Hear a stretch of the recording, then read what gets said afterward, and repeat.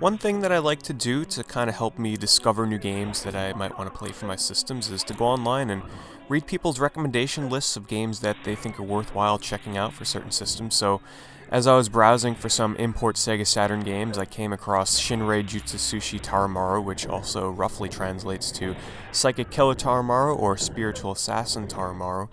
And I watched a video of it on YouTube and I was blown away. I knew right away as soon as I watched videos for this game that I had to have it.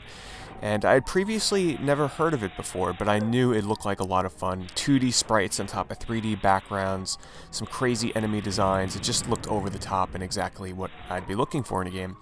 It's just unfortunate that when I checked eBay, it also so happened to be a very expensive game, and when it comes down to it, this is actually considered to be the rarest Sega Saturn game across all regions. It's actually said that only 7,500 copies are in existence, so this is definitely not an easy or cheap game to find.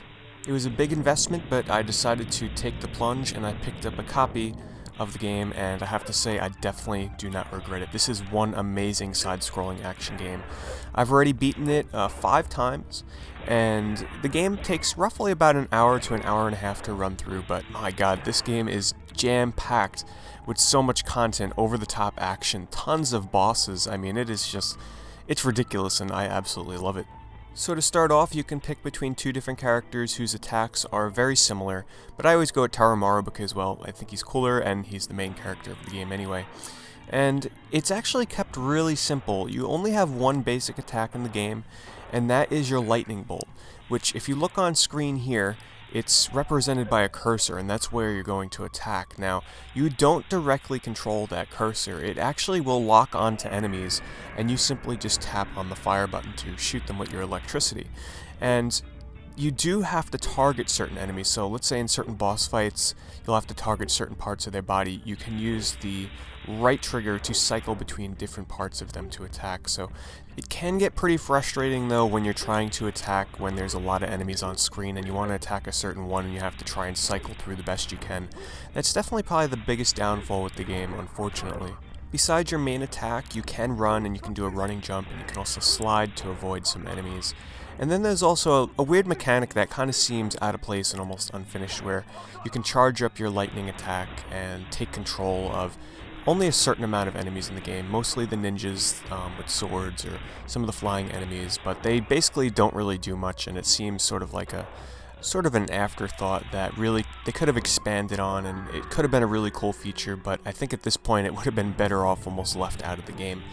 However, the other gameplay mechanic that you're going to want to master or get very used to if you plan on beating the game is the shield, and you do this by pressing on the Y button, and you will be covered in a globe, a spear that will basically make you invincible for a very brief period of time. You can use it in the air, you can use it on the ground, and it's really, you have to get used to using it because certain bosses you're going to want to be using it in the air to avoid their ground attacks, and you want to deflect enemy bullets, and you can also push enemies back.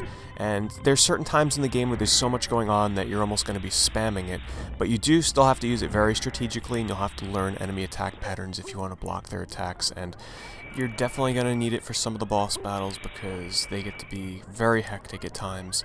And another thing that gets to be very hectic is the amount of times you have to attack. Now, before I bought this game, I read up online that many people recommend using a turbo controller, and it actually makes the game more fun because you are going to be feeling physical pain playing through this game with a regular Sega Saturn controller, because every single time you see a lightning attack or me attacking on screen here, I am basically pounding on the attack button constantly, rapid fire, but I have to say, believe it or not, I went out of my way, I bought a turbo controller, and I still prefer using, not turbo. I find it more fun, I find it more impactful using the lightning attack and actually having the mash on the button every time you use it.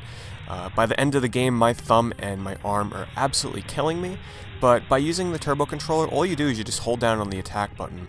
And this also eliminates another gameplay mechanic that is actually you don't even have to use it through the main game, but you can charge up your lightning attack by holding down the attack button, which you can't do with a turbo controller, but there's very few instances in the game where actually charging up your lightning attack is better than, you know, pressing it rapidly. So in a way, you're not really missing out much if you go to turbo controller. If you just absolutely wouldn't find it very comfortable to play this, you know, for the hour and a half it takes to beat by mashing on your A button the whole time, well then the turbo controller is definitely an option.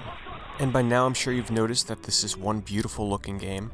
It actually uses one of my personal favorite graphical styles, and that is using 2D sprites on top of 3D polygonal backgrounds, similar to say games like Strider 2, Klonoa, or Toomba on the PlayStation 1. And the sprites can get really big in detail at times, especially with some of the boss fights. And speaking of boss fights, if you're the kind of person that likes boss rush modes in certain games or anything like that, I think of this game as the radiant silvergun of side-scrolling action games, because it is littered with boss fights. I think there's something like 25 to 30 boss fights in the span of the game, and man, they are so over the top at times. One that really stands out to me is this one here, where it starts off by a woman chopping off a child's head, which then transforms into a giant snake. And another standout boss is where you fight this giant frog that actually ends up swallowing you, and then you go on to fight some, I don't know, bugs that are crawling around in its stomach. It's completely over the top, but I have to say that's one of the things that absolutely makes playing Psychic Killer Taromaru worth playing.